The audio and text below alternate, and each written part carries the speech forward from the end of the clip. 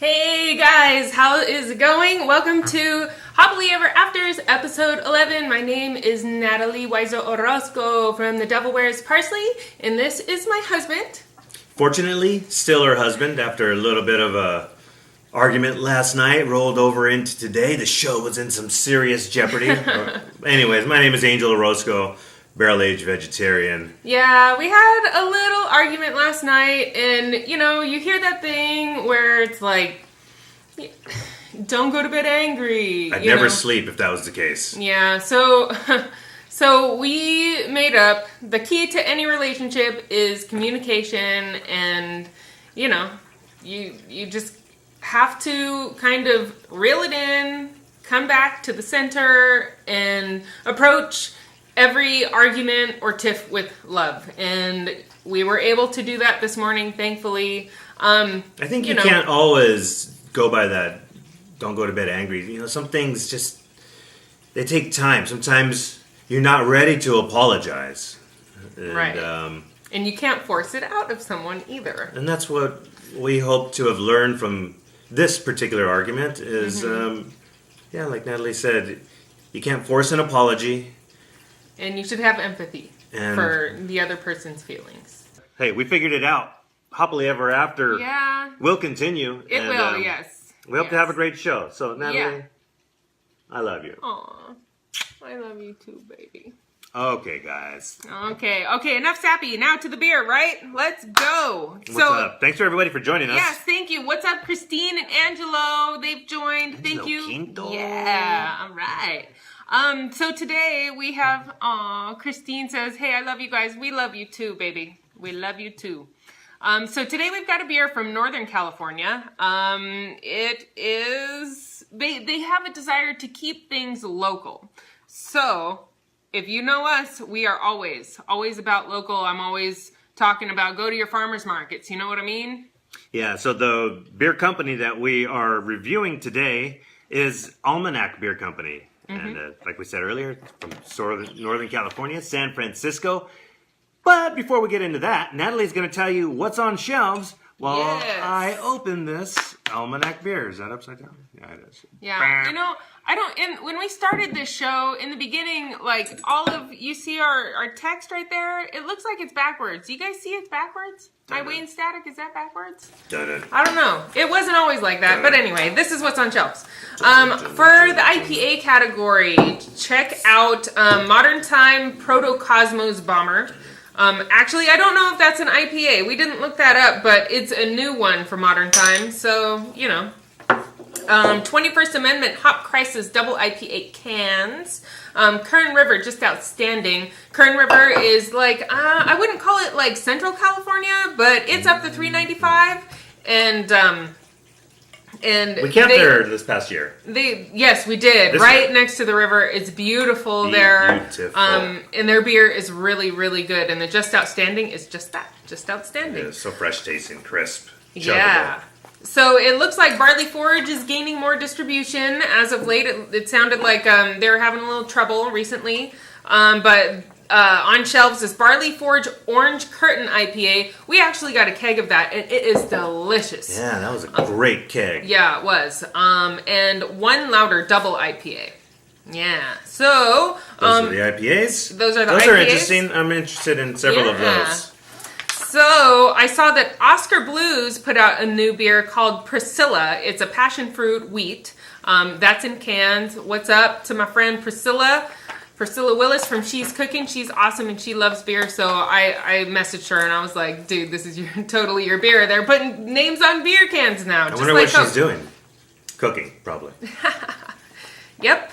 So there's a Sequoia Red Amber that was from Kern River. Boochcraft Kombucha, 2 styles, ginger lemon and watermelon. I asked Natalie to put this beer on the list for today just because of the kombucha style.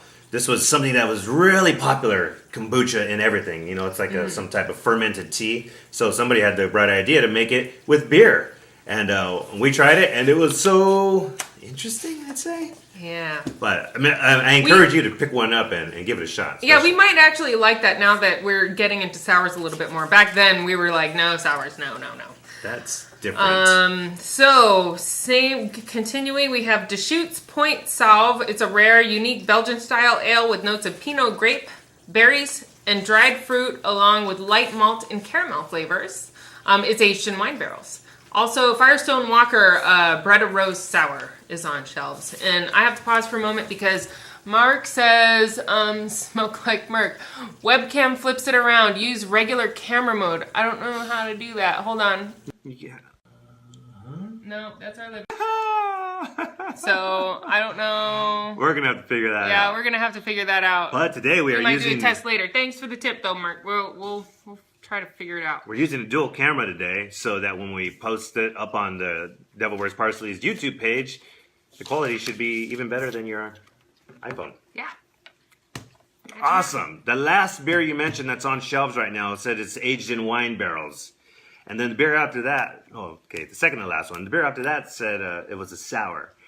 And we got something that is a combination of both of those, right? Yeah. So, the beer for today is, like we said, from Almanac Beer Company in the Northern California, San Francisco area. Is that really northern? I think so. It is Farm to Barrel Farmer's Reserve Strawberry Sour. Here, let me get that up there so people can really see. Look, it's pretty sour. Farm to Barrel, cool. This is a 12-ounce bottle, and yes, it was $10.99. They put a lot of love into their beers, though. So this one, we wanted to I don't know. It's worth it, I think. Well, we'll see. We don't know yet. We haven't had it yet. We've had their beer before. Yeah, I don't know. I got us a pour. Natalie's got the proper glass. Yes. This is an Almanac. An Almanac glass. And look, you can kind of, I don't know if you can see. Just by looking at this beer, how would you describe it, Nat? It's cloudy. Definitely. It's got kind of like an orange hue, but like if you combined red, it's like orange juice in the camera. Look at that. With a golden ale, this is what you'd get. So, tell us a little bit about this beer. I will tell you about this beer. We'd like to read about the beer, how they describe it, and then see if we get some of those same flavors when we taste it. Mm-hmm. So here's what they say about this Farmer's Reserve Strawberry. It's an American wild ale aged in used wine casks with their house Dogpatch sour culture, a cocktail of wild Belgian and American yeasts, including San Francisco's sourdough starter, all about that bread. Mm-hmm. The yeasts slowly morph the beer from a traditional ale into something wild, creating a mild acidic bite, as well as pulling oak and vanilla flavors from the barrel. All right. Go ahead. Okay, so after the beer matures in the barrels, all of the barrels are blended together, and it creates a wine-like delicate beer that captures the essence of the particular harvest, in this case, strawberries. Oh. Yeah. So Natalie, if you know Natalie and you've drinking with her before, she is not a sour beer loving person. No, I do She doesn't like sour in general. No, but I always try. I say that I don't like them, but I will always try. And then after a couple sips, I'm like, oh, it's not so bad. Pass it over to this guy. He'll drink anything. Mikey likes it. But Natalie, after reading about this beer, yes, the wildness of the sourdough yeast from San Francisco, vanilla flavors, oak barrels. It sounds like something you should love. But then if you took away sour out of all that, you'd really probably love it. But let's try it. I do love my strawberries. Cheers to Hoppily Ever After. Cheers. Oh boy. It gets you right in the boo-boo. All right, let's get through this initial taste. Holy crap. All right, so we've got a couple questions. Mark said had the same issue about the camera thing. Abe, also get your hands on some Evil Ara beer. I haven't heard of that, but it sounds good. We love the recommendations for beer. Yeah. Mark also asks what the percentage is. It's 7%. 7%. All right. Yeah, so that's right in my wheelhouse. This is very sour. I'm going to allow my palate to kind of get used to this sourness a little bit, but the aroma is sour, but there is a depth in there that... Going back in. My face may appear that I don't like this, but I do. I like boldness in my beer. Oh, yeah, right there, man. I'm more of a spicy gal, you know. Try to taste it on the front of your palate first. Okay. Work your way to the back before it hits these things that just explode, you know. I am getting oh my God, It's hard to just get past. a little bit of vanilla. And, I just got a strawberry. Like, you know, this might need to be allowed to warm up just slightly. So That's a good idea. those flavors aren't masked a little bit. If you see people doing this at breweries, you know, they're warming up their beer a little bit so the flavors can kind of bloom. I wonder if there's a a drinking temperature on here, there might be. which we didn't look at today. So, another thing, a couple of other facts about this beer. They say to drink it fresh, or you can age them to develop more of the intricate flavors. Fact. Yes, it will deepen a little bit Okay, what else? after it ages. So, it is loaded with coastal seascape strawberries grown at Swantonberry Farms in California's Santa Cruz Mountains. So they tell you exactly the farm, where it comes from, and yeah, it's what? I wanted to say whisper? it. Swantonberry Farms. The way you said it sounded way cooler. Swantons. What? Swantonberry Farms. Swantonberry Farms. Say it with us, everybody. Swantonberry Swantonberry Farms. And you can also enjoy it paired with a classic charcuterie platter or a summer salad. And we don't do charcuterie 'cause right now. we're vegetarian, and it is July 1st, which means that we have been vegetarian for 6 6 months. Woo! Cheers to that. Yeah. So, but I did make these.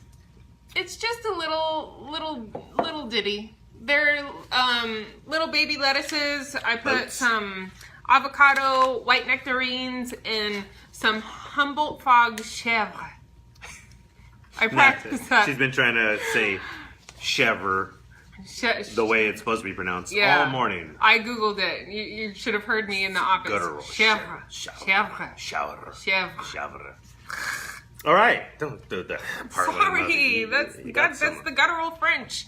Okay, let's move forward here. Before we move forward, guys and gals, I want to give you Angel's beer tip of the week. Okay, and this is something that just paid off for me. Any sports fans out there? Well, if you are, and you have a vested interest in one of the teams, here's what I do to come out a winner every time. All right, so let's just say this past Super Bowl, it was the Carolina Panthers and the Denver Broncos. Being an Oakland Raiders fan, I did not want the Broncos to win. I don't hate them, but I don't like them that much. So I wanted the Carolina Panthers to win. So with all my heart, I root for the Carolina Panthers, but they ended up losing. But at the same time, I bet somebody a $20 beer, and I took the Denver Broncos. So no matter what, you win. If your team wins, boom, your team wins, and you're thrilled and happy. Yeah. But if the team you're rooting for happens to lose, then Natalie, hand me my prize over there. Oh, we've got some sports fans in here. Abe is like, go Penguins. I am so with you. My parents are from Pittsburgh. We've got Ann Savala, go Broncos. And Mark and Jacob North is Packers. And what's Piggers? What's Go what? Piggers. Mark, what's that? What's Piggers? The Piggers. What's that? I think that sounds like the Packers to me. Okay. So I was rooting for Carolina, but I bet that the Denver Broncos would win, and I always bet a $20 beer. Mm-hmm. And it's to whatever the loser chooses to buy. And I've had to buy some out before, but it's okay because the team I was rooting for won. So this is the beer I received, and it's also a sour, and it's from Eagle Rock Brewing Company. It's a sour blonde ale aged in oak barrels with Brettanomyces. That's a great brewery, Eagle Rock Brewery. We love them. And guess what? I just got it. The Super Bowl was in February, and I just got the beer last night. So it's like boom. Yeah. Go Broncos. Adrian, go Cowboys, he says. Hey, so will you guys do this in the future? Is this something that sounds interesting to you? Yeah. I think it does, but I have a counter tip as the wife of a person who likes to have friendly wagers. Always kind of discuss this beforehand with your spouse. We kind of have an agreement that, you know, a $20 beer is fine. You don't need to talk to me about it. But if you bet like a $250 jersey... I did do that once. Yeah, and that's I something lost. that you might want to discuss Guess first. what, though? I still remember that NBA championship series. I bet you do. Stupid Cavaliers. Oh, gosh. So... Yeah, definitely discussed it before. Natalie wasn't too happy when I lost a $250 official NBA jersey bet. Yeah. I've learned since then. Yeah. So now it's like, usually during the series, she's like, why are you so interested in this?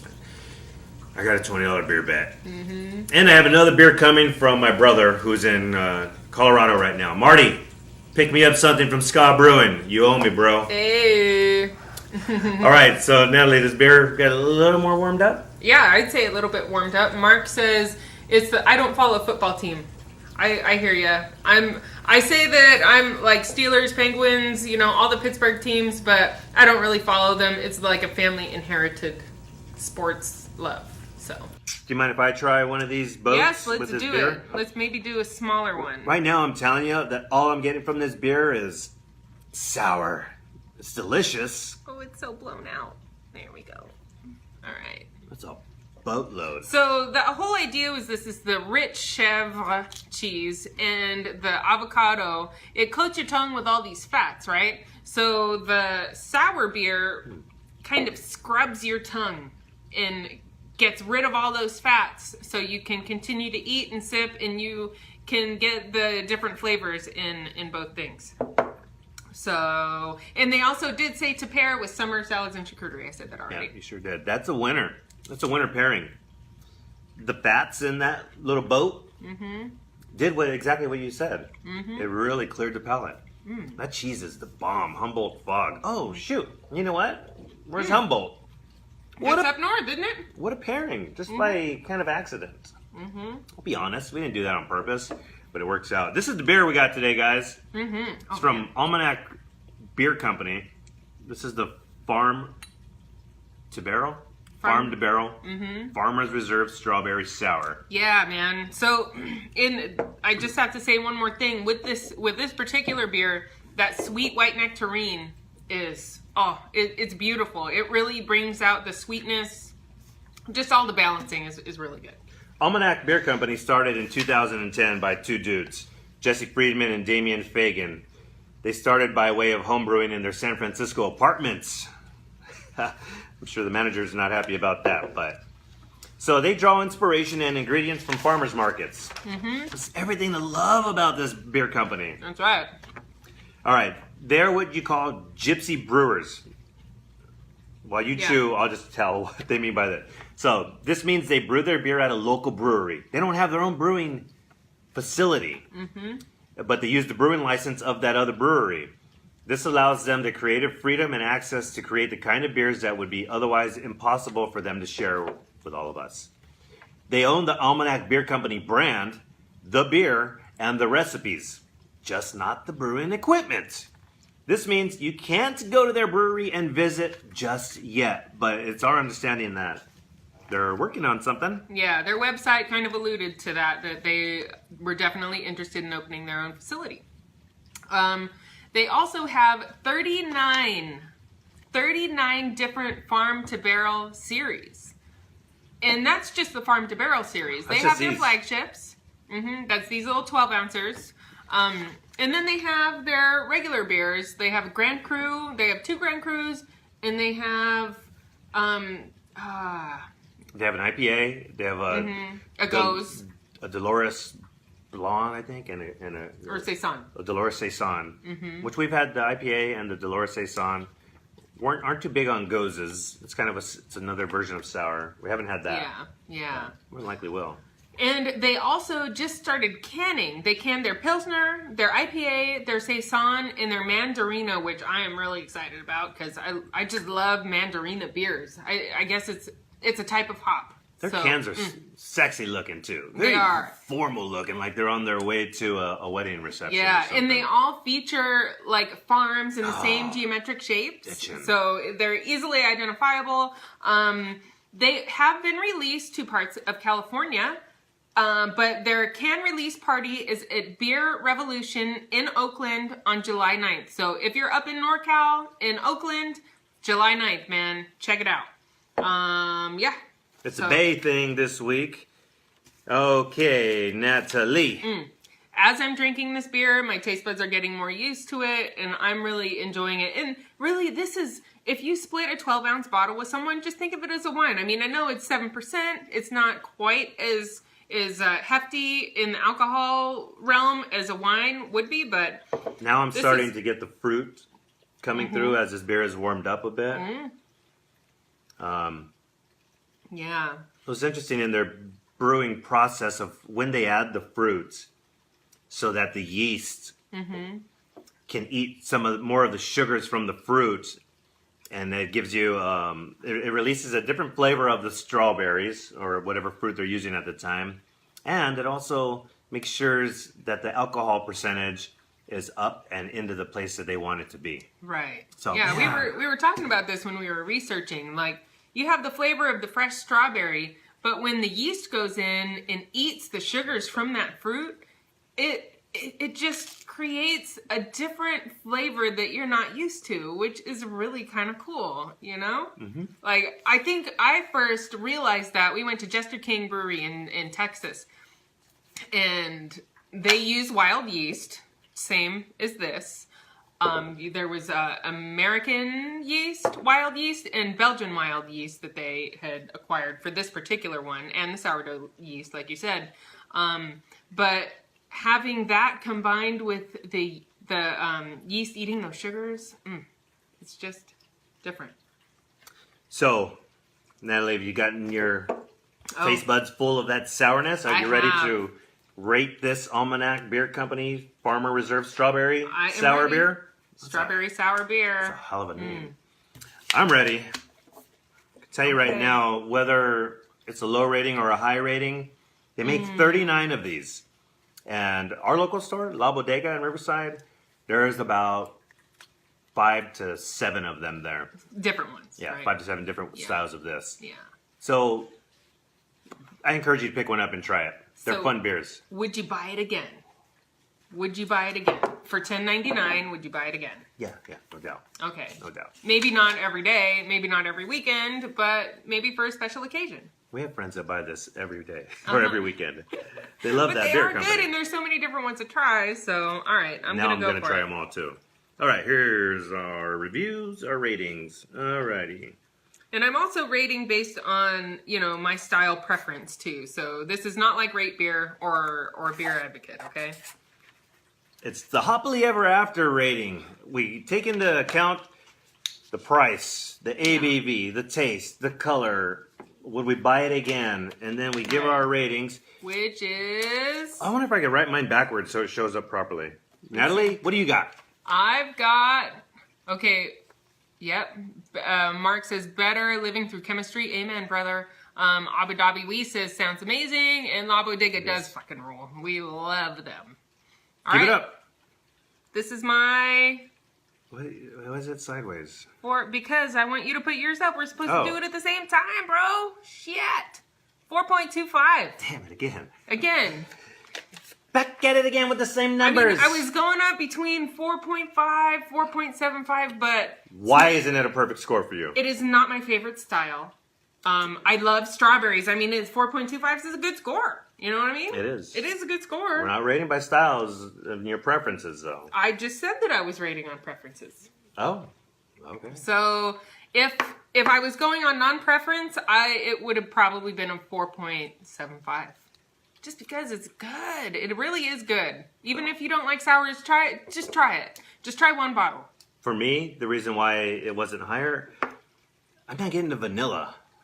I don't get the vanilla in the taste. It's hard. How do you put vanilla in a sour and expect it to come out very strong? I think in the aroma. They're two opposite things. If it's an aroma, you get that lower dull smell. It was something else. Something vanilla and what? It's definitely acidic. Oak. Oak. All I'm getting is the fruit, and it's the perfect punch of sour. It's an amazing sour beer. Especially when you pair it with food. But I drank the hell out of it. You are done. This is mine. I still got some left. Bottle. I think I I poured got more than in you. yours, so if I can finish that. Well, you guys, Thank you joining. for joining Hoppily Ever After. We love interacting with you guys every week. Make sure to subscribe to the live Facebook feed. You know, you'll get alerts when we go live, so you'll never miss it, and it'll be awesome. Also, I will edit this and put it on YouTube. So make sure to subscribe to The Devil Wears Parsley on YouTube. And as always, like our Facebook pages, The Devil Wears Parsley and The Barrel Aged Vegetarian. And yeah.